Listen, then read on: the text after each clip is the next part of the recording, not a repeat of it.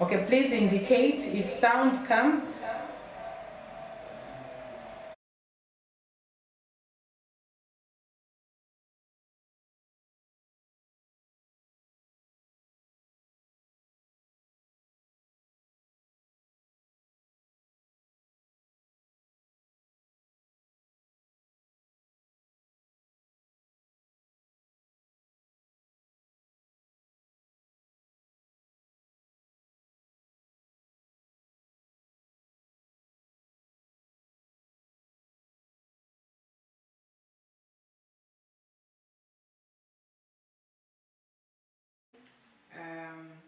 Please let me know if you've started hearing me.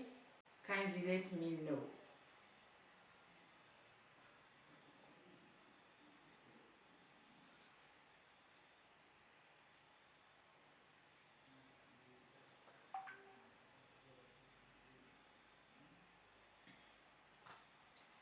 Can you hear me now? Are we good now? Is there sound? Please somebody indicate if now you can hear me. All right, thank you so much. Thank you. All right, okay. So like I was saying that, we are going to have a great time, and please, you are welcome to ask your questions, and I'll try my level best to respond as much as I can try to. And so somebody, still no sound.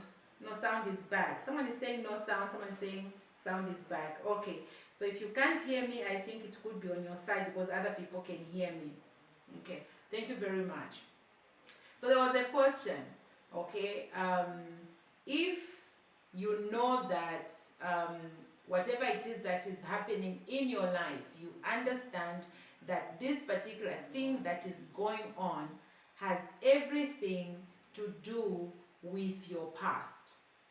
You even know that whatever is happening, okay, it's because of what you went through. Maybe your father mistreated you, maybe your mother mistreated you, or in one way or the other. Somebody was asking that particular question. What do you do if you actually know that what you are going through presently, maybe you are not making money, you did not finish school, and you even know that the reason why you did not finish school, it is because you lost your parents when you were very young, and so the circumstances of life have affected why you are going through what you are going through. What do you do? So you've got to understand something. Whatever it is that is going on in your life, you've got to know that within you are resources that will make you fulfill success or fulfill destiny in one way or the other. If, for example, you lost your parents when you were young, or the environment you grew up from was unfriendly, do you know that just that begins to prescribe what success will look like in your life? The moment you begin to look at this particular thing that you went through with different understanding, that particular challenge becomes your success. What do I mean? Let me explain. What I mean is this. Whatever you faced when you were young that you are thinking is the reason why you are going through the things that you are going through, I want you to know that particular thing, that particular situation, or whatever it is that you faced when you were growing through, when you are going through some trouble, are raw materials that are describing your destiny and your future. You just have to change the inside of you. In NLP, which is neuro-linguistic programming, we call it your internal representation. We say that in the world, there is nothing, there is no meaning about anything about what is going on. The description of that thing and the feeling that you feel about that thing is your decision. This is why you will see people who have never been where there is electricity. They never feel anything bad about it. They have described their situation in that way. So the only way you will change the circumstances of your life is when you change the meaning of that particular thing that you think has delayed you. What is it that happened when you were young that if you look at that thing, you will change the meaning? You will look at that thing as a raw material for success. There are so many people like Oprah or Joyce Meyer, because of the abuse they went through when they were young, today look at their lives. Another person, we will use the same incidents or the same circumstance and we will blame the person who did that to them. We will blame the environment. So you have choice, my friend, to change anything in your life based on how you look at that particular something. So please feel free to ask questions, because today I would love to have more interaction with you and like having some kind of a lecture. I would really just want to talk to you. So you need to ask those questions. Another person asked a question that what do you do if you are married, okay, and your mother-in-law visits you. She's very nosy, you know, she wants to cook, you know, for your husband, and your husband spends more time with the mother in the sitting room having conversations, but yet when you go and join them, they've stopped talking, they don't want to continue talking. What do you do? Now, this is how I would love to respond. This is how I would love to help you to deal with such a situation where your mother-in-law is like, you know, an irritant or something like that. You have to first and foremost settle scores within you. Before your husband met you or knew you, you got to know there was a woman in his life, and that woman is the mother. This is a woman who was pregnant 9 months. This is a woman who breastfed your husband. This is a woman who was there for maybe 18, 20 years, so many years. This woman was in your husband's life. If there is a person who genuinely loves that man, is the mother. If there is a person who knows that child or that man that you call your husband, is the mother. So here is the best way you are supposed to do, or here is the best way you are supposed to treat your mother-in-law. You need to accept and appreciate within your mind that this woman showed up in your husband's life before you came on the scene. And therefore, if she wants to be cooking for the son, why not learn? Why not learn the way she wants to cook?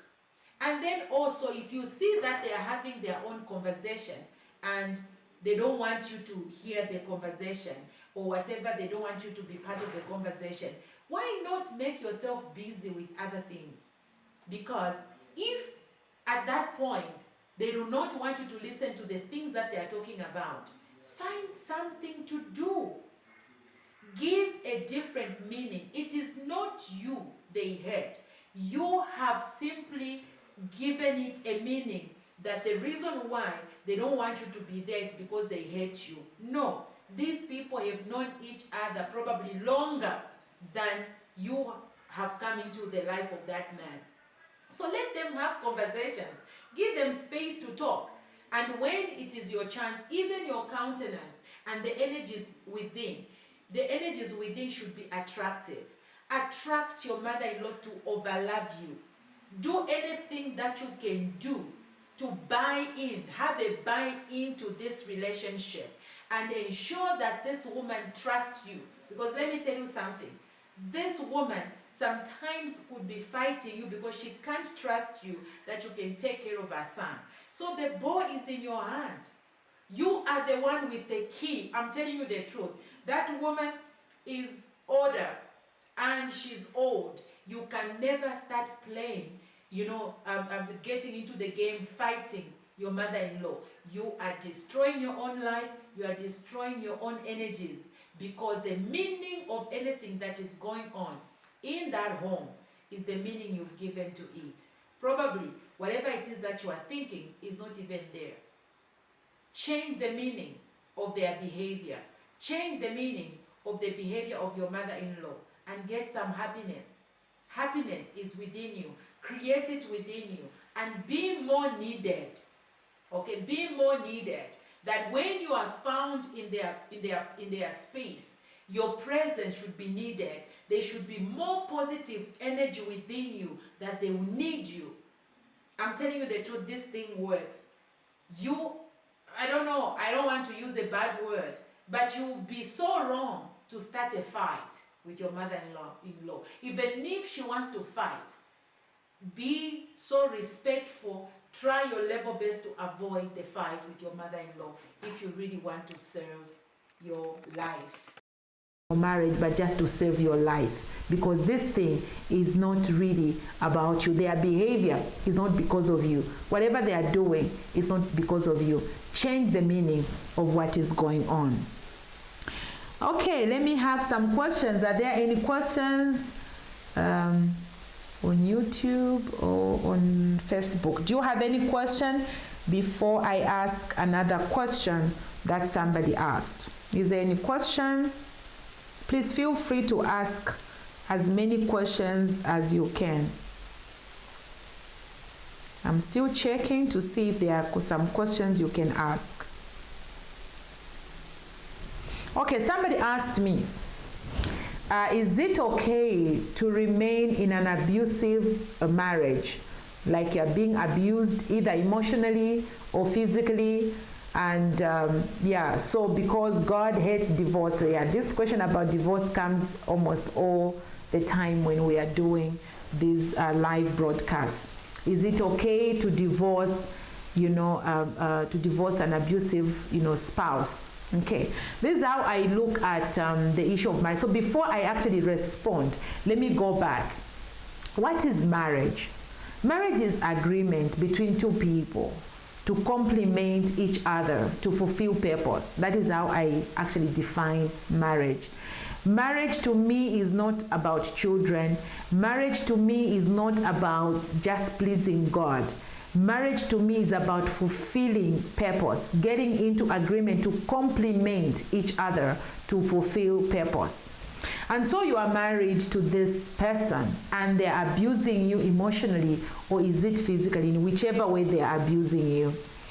If that abuse is not affecting your purpose, I wish you all luck to stay in that marriage, because I think God loves you more to fulfill purpose than you staying in that marriage that is destroying your life, destroying purpose, destroying everything that concerns your livelihood. This God we like quoting, that he hates divorce and what God has put together, let no man put asunder. I always ask people, in the first place, is it God who put the two of you together? And when God hates divorce, divorce is not good.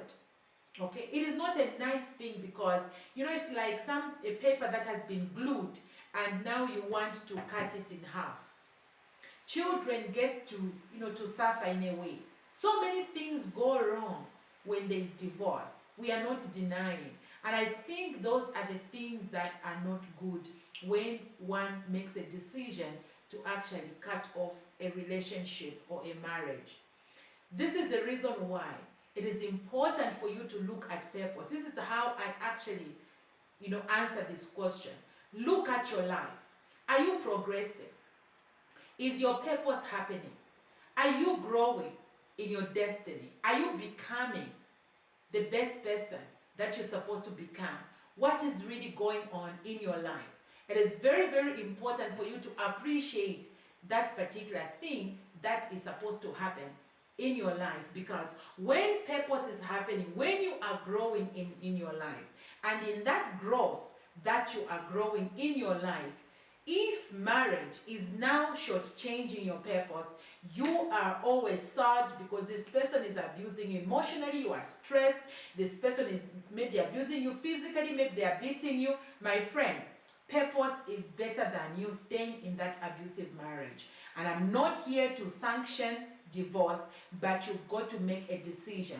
This is why when people come for coaching, You know, when they come for coaching because of the things they are going through, I simply ask them questions, because as a coach, you don't tell somebody what they are supposed to do. You simply ask them on whatever they are going through, what value it is adding in their lives, and how they want to live their lives in the next few months or in the next years of their lives, how they want to spend the rest of their lives. And when you ask them those particular questions, how they respond, that is where the answer comes from.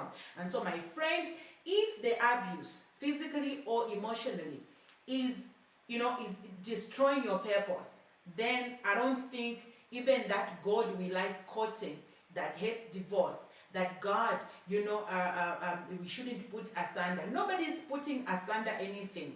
Life is about decisions that you make. Even getting into that relationship or that marriage, you made a decision. So my friend, for whatever you are going through, you may want to make a decision to be out, especially if your purpose is not happening, if you are shortchanging your life. Okay, I'm sorry to say, why is it that it seems you answer that question based on the fact that you have two sons and you are answering from a mother-in-law's point of view, just my opinion and observation, no disrespect intended. Fact that you have two sons and you are answering from a mother-in-law's point of view, just my opinion. I hope I understood your question. Let me go back and try to re-emphasize my answers. Okay, so here is my answer. When it comes to a relationship between you and your mother-in-law, you are the one who actually gets to lose if you get into the fight with the mother-in-law. There is a way in which you can deal with this situation by you having a buy-in or by you gaining.